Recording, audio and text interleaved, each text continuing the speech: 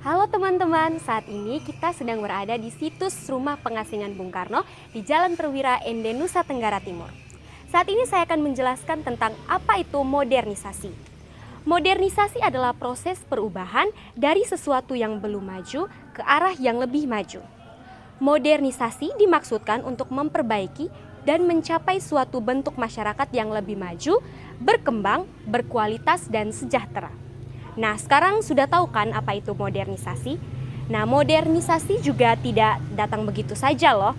Mereka memang diinginkan untuk ada karena pada dasarnya manusia adalah makhluk yang tidak pernah puas. Selanjutnya adalah syarat terjadinya modernisasi. Terjadinya modernisasi juga memang diakibatkan oleh peran serta dari kita sendiri. Kita juga menerima dan mencari sesuatu yang baru untuk menginginkan percepatan dalam melakukan segala sesuatu. Setelah itu, apa dampak dari modernisasi? Kamu pernah lihat tidak sih orang-orang yang ada di sekitar kita yang memperhatikan dirinya sendiri? Orang-orang yang adem ayem, tidak memperhatikan gejala dan hiruk pikuk dunia. Sudah jarang kan? Sekarang ini justru banyak orang-orang yang ambis buat mengejar sesuatu.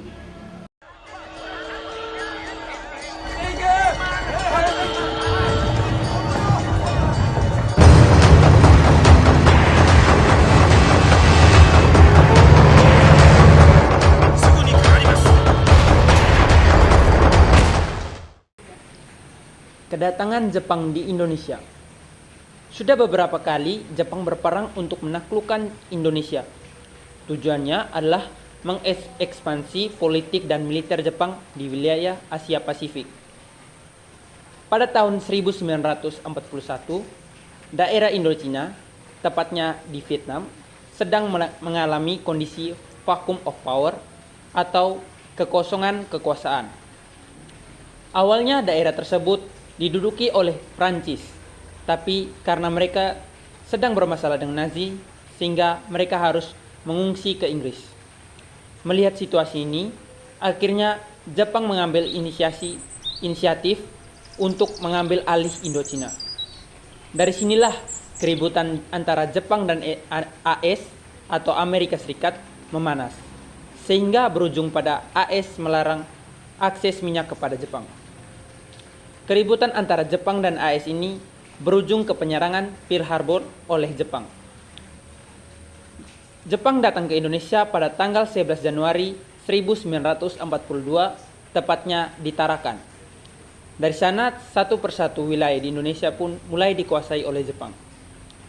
Yang sudah disebutkan sebelumnya, waktu itu Indonesia masih dijajah oleh sekutu. Kedatangan Jepang ini mulai menggoyahkan sekutu, sehingga Jepang mengambil perlahan wilayah-wilayah kekuatan sekutu di Indonesia, sehingga hingga akhirnya sekutu pun mulai tersudut. Akhirnya pada Maret 1942, Jepang mengadakan perundingan dengan sekutu untuk memberikan ultimatum bagi sekutu bahwa sekutu harus menyerah tanpa syarat kepada Jepang. Setelah itu, wilayah Hindia Belanda yang dulunya wilayah jajahan sekutu pun harus berpindah tangan kepada Jepang, sehingga Jepang menguasai Hindia Belanda. Perjanjian ini disebut dengan Perjanjian Kalijati. Pada awal mulanya, kedatangan Jepang disambut baik oleh rakyat Indonesia karena menganggap Jepang sebagai penyelamat mereka dari kesengsaraan. Selain itu, Jepang juga mengeluarkan sebuah propaganda yang menunjukkan bahwa mereka memberikan simpati kepada rakyat Indonesia. Jepang mengaku sebagai Hakko Ichiyo, yakni saudara tua Indonesia. Kemudian mereka juga meluncurkan gerakan 3A, yaitu Jepang Cahaya Asia, Jepang Pemimpin Asia, dan Jepang Pelindung Asia. Pernyataan ini membuat makin banyak rakyat Indonesia percaya dengan kekuatan Jepang saat itu, sehingga mereka menjadikan Jepang sebagai penolong bagi Asia. Jepang terlihat sebagai pahlawan Indonesia, apalagi pada tahun 1991, tepatnya pada 7 September, Perdana Menteri Jepang yaitu Kunaiki Koisho menjanjikan bahwa akan memberikan Indonesia kemerdekaan apabila Jepang berhasil menang. Jepang juga terlihat seperti memberikan simpati terhadap seluruh pergerakan yang dilakukan oleh Indonesia untuk mencapai kemerdekaan, sampai mereka membiarkan pemakaian bahasa Indonesia dan bendera merah putih sebagai simbol simpati Jepang terhadap rakyat Indonesia.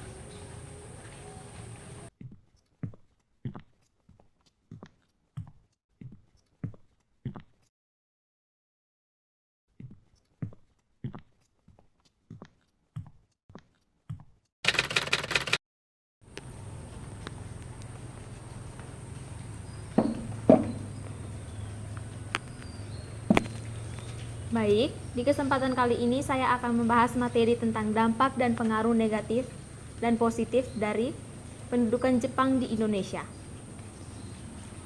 Yang pertama, dampak positif. Dampak positif yang pertama itu, Jepang mendukung gerakan anti Belanda, sehingga membuat semangat nasionalisme dalam diri masyarakat itu terbakar atau bangkit kembali. Yang kedua, Jepang memperboleh bahasa Indonesia sebagai bahasa komunikasi nasional. Yang ketiga, Jepang menginisiasi pembentukan tingkatan dalam masyarakat atau yang disebut sebagai Tonarigumi. Yang keempat, Jepang mendekati pemimpin Indonesia yaitu I.R. Soekarno untuk memobilitas dukungan rakyat Indonesia. Yang berikutnya, Jepang ikut dalam pembentukan BPUPKI dan PPKI sebagai persiapan kemerdekaan Indonesia. Yang keenam, Jepang juga menginisiasi pendirian koperasi dan sekolah untuk rakyat Indonesia. Yang ketujuh, budaya Jepang yang disiplin diperkenalkan dalam kegiatan upacara bendera di sekolah maupun di tempat-tempat lain. Yang terakhir, tentara Jepang bersedia melatih dan mempersenjatai pemuda Indonesia. Awalnya untuk kepentingan Jepang, tetapi akhirnya dipergunakan pemuda bangsa ini untuk melawan Jepang sendiri. Berikutnya dampak negatif dari kedatangan Jepang di Indonesia. Yang pertama, Jepang menguasai daerah strategis, sehingga Jepang itu melakukan hal-hal sewenang-wenang terhadap rakyat Indonesia. Yang kedua, banyak rakyat Indonesia yang mengalami siksaan fisik, penahanan tanpa alasan, perbudakan seks, hingga hukuman mati. Yang ketiga, Jepang menerapkan sistem kerja paksa yaitu Romusa. Seperti yang dampak negatif yang kedua itu, pengaruhnya tuh dapat siksaan fisik, penahanan tanpa alasan itu sudah dijelaskan di pengaruh dampak nomor 2. Sistem Romusa itu tuh sangat tidak manusiawi yang menyebabkan banyak korban yang meninggal dunia. Yang berikutnya, Jepang menyebabkan rakyat menderita kelaparan karena perampasan hasil bumi dan sumber pakan rakyat yang sangat semena-mena. Selanjutnya, suara rakyat itu tidak diterima karena Jepang itu memiliki kekuasaannya itu lebih tinggi daripada bangsa Indonesia sendiri. Yang berikutnya, terjadi kekacauan situasi dan kondisi keamanan yang sangat parah, seperti maraknya perampokan, pemerkosaan, dan kejahatan lainnya. Berikutnya, standar pendidikan Indonesia menurun sangat drastis karena penekanan dari bangsa Jepang.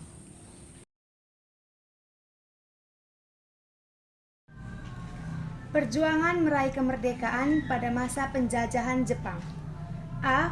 Perjuangan melalui kerjasama atau kooperatif. 1.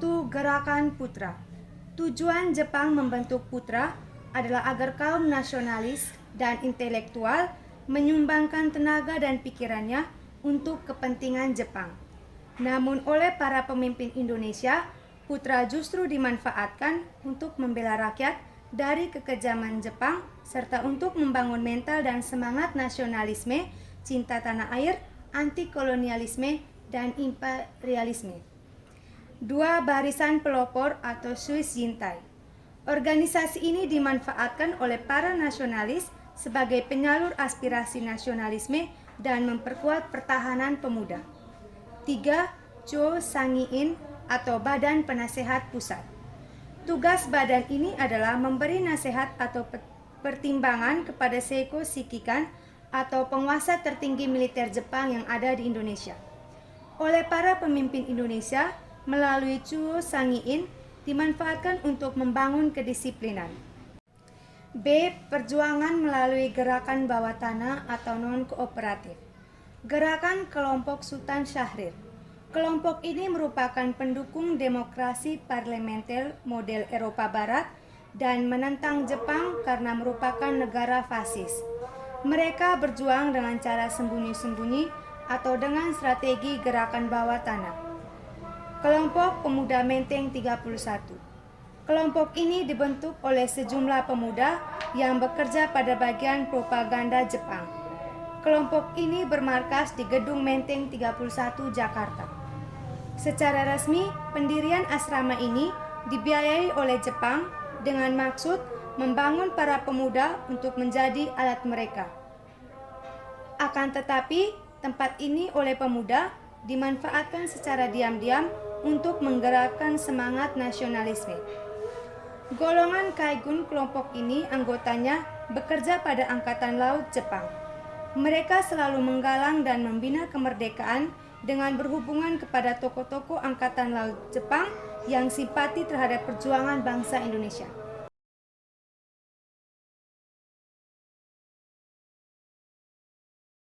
Keterlibatan Jepang dalam Perang Dunia Kedua menjadi salah satu faktor penyebab berakhirnya penjajahan Jepang di Indonesia.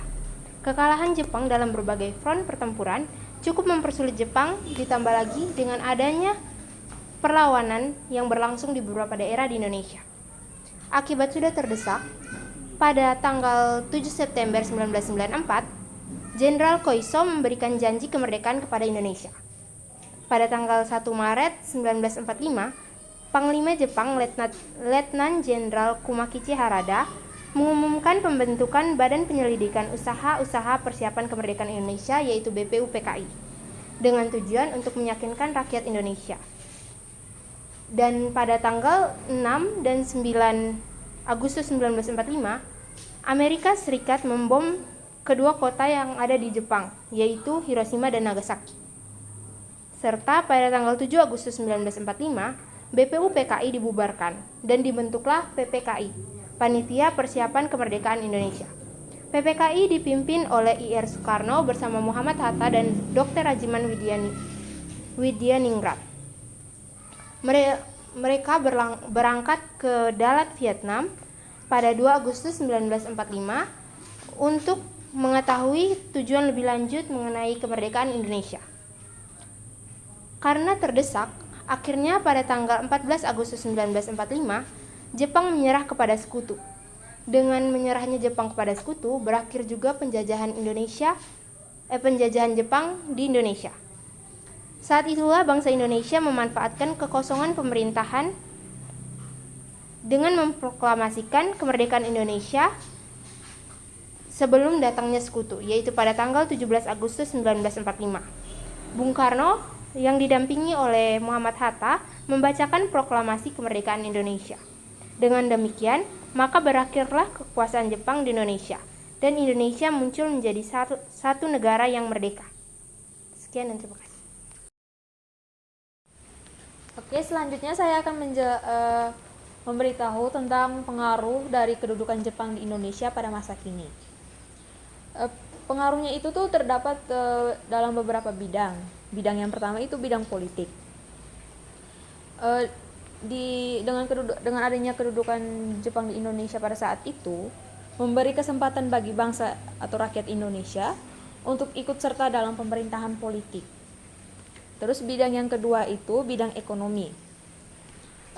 Dengan adanya kedudukan Jepang di Indonesia itu, Jepang juga ini memperkenalkan sistem baru dalam pertanian seperti itu. Contohnya tuh line system.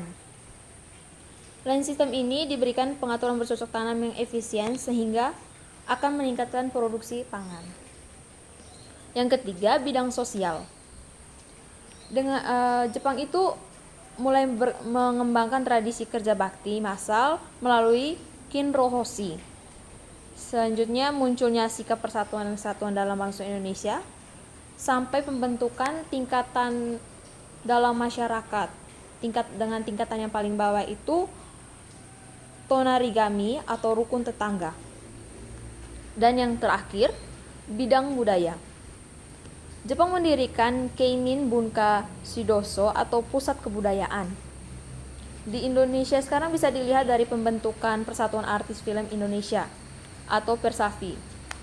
Tujuan dibentuknya Persafi ini untuk mendorong artis-artis profesional dan amatir Indonesia untuk bereksperimen dengan mengubah lakon terjemahan bahasa asing ke bahasa Indonesia. Sekian dari kelompok kami. Kami mohon maaf yang sebesar-besarnya jika mengalami kesalahan dalam kata, pengucapan, atau pengambilan video yang tidak sesuai. Terima kasih.